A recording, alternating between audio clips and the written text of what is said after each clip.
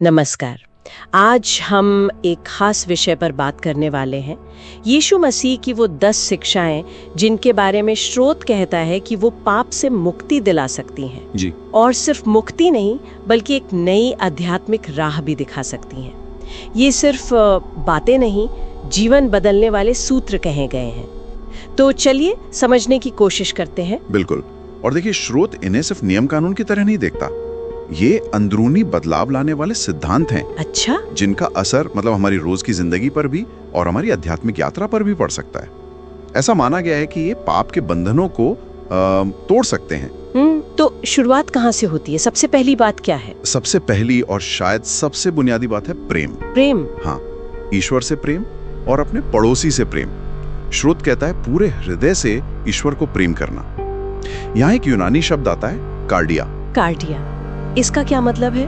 मतलब हमारा आंतरिक केंद्र, हमारी सारी भावनाएं, हमारे विचार, इच्छाएं, सब कुछ ईश्वर को समर्पित करना। पूरी तरह से।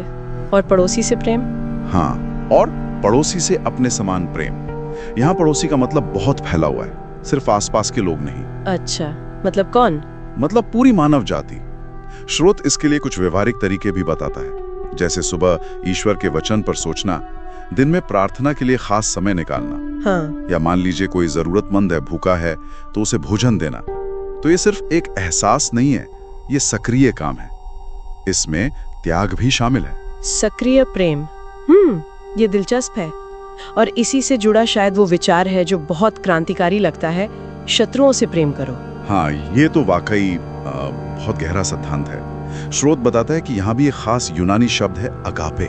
अगापे? जी, इसका मतलब वो प्रेम नहीं जो बस भावनाओं में बहकर होता है। ये इच्छा शक्ति से किया जाने वाला प्रेम है। इच्छा शक्ति से मतलब जानबूझकर उनकी भलाई सोचना, जो हमसे नफरत करते हैं। बिल्कुल, जानबूझकर उनकी भलाई चाहना, उनके लिए प्रार्थना करना, उन्हें श्राप देने के बजाय आशीर्वाद देना। देखिए, ये हमें नफरत, कड़वाहट, बदले की भावना, इन विनाशकारी चीजों से बचाता है। और इसी से जुड़ी हुई एक और बात है, बुराई का प्रतिकार बुराई से न करो। हाँ, वो मशहूर उदाहरण, दूसरा गाल आगे करने वाला। इससे तो कई बार लोग कमजोरी समझ लेते हैं। सही कहा, अक्सर ऐसा समझा जाता है, लेकिन स्रोत इसे कमजोरी नहीं बल्कि सर्वोच्च आध्यात्मिक शक्ति का प्रदर्शन मानता है। अच्छा, आध्यात्मिक शक्ति कैसे? ये असल में क्रोध और बदले के उस चक्कर को तोड़ने का तरीका है। ये सिर्फ बाहरी व्यवहार की बात नहीं, ये अंदर की स्थिति को भी बदलता है।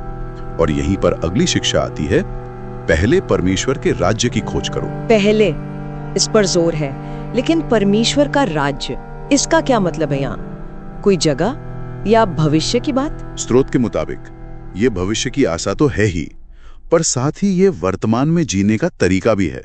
मतलब ईश्वर के सिद्धांतों को, ईश्वर की मर्जी को अपनी जिंदगी में पहली जगह देना। पहली जगह जैसे? जैसे रोज सुबह पहला ख्याल, पहला फैसला ईश्वर से जुड़ा हो।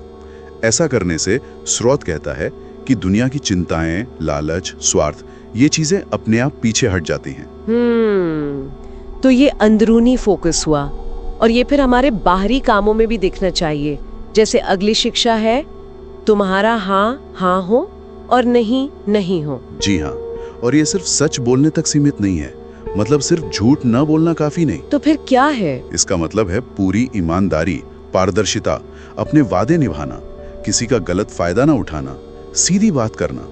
ये हमें झूठ, धोखाधड़ी, कपट, इन सब पापों से बचाता है। और इसी ईमानदारी से जुड़ा है वो सुनहरा नियम भी, है ना? बिल्कुल, सुनहरा नियम, दूसरों के साथ वैसा ही व्यवहार करो जैसा तुम चाहते हो कि वे तुम्हारे साथ करें। हाँ, ये तो लगभग हर संस्कृति और धर्म में मिलता है, किसी न किसी रूप में। सही कहा। और ये सीधा हमारे अहंकार पर चोट करता है, दूसरों की निंदा करने की आदत पर चोट करता है, स्वार्थ पर, या हमें मजबूर करता है कि हम खुद को दूसरों की जगह रखकर सोचें।